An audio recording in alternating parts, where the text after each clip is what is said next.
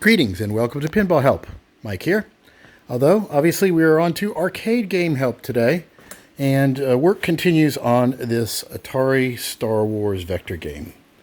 And there's Volt. Hello, Voltage. He came to say hi. All right.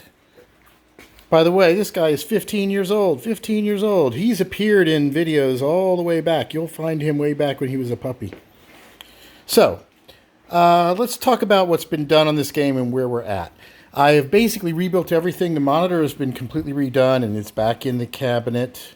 But we've run into something and I'm going to tell you what I'm going to do. So let's plug this thing in and see what the situation is, shall we? So, flip. See, the monitors all comes on. The spot killer shows up and then goes out. Our low voltage section on the whole rebuilt board there is working. We've got all kinds of stuff happening. It's a little vibration from the fan, maybe.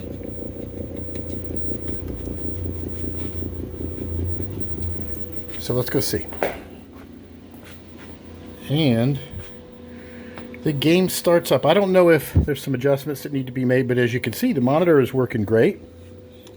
Let's go down here and coin the machine up. Coin switches are kind of wonky. Come on.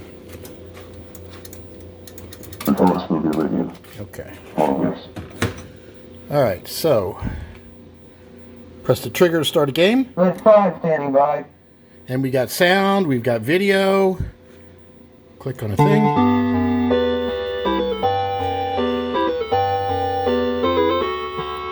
And our yoke is working, sound is working, but as you can see, the game just kind of sits here like this. Red 5, I'm going in. And there's no enemies, and a good bit of the background stuff is not working.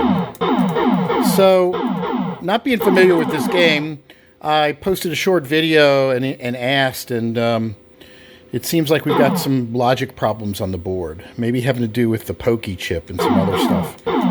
So, it's unfortunate, but almost everything is working, except, isn't that odd?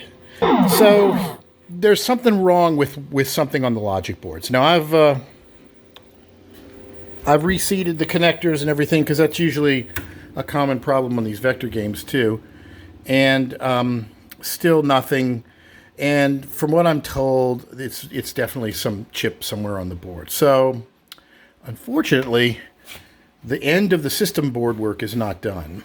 But I've decided that rather than me ferret this out myself, I'm just going to send it off to an expert who has worked with these boards before.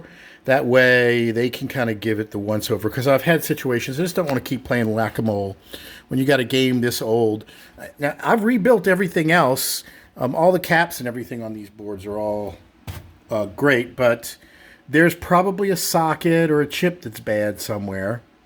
And it's going to need to be replaced. And I would rather pay a little bit of money to have somebody who works on these boards all the time fix them than me fiddle with it myself, because I've got 100 games here and I need to get on and start working on some other stuff. So that's what I'm going to do.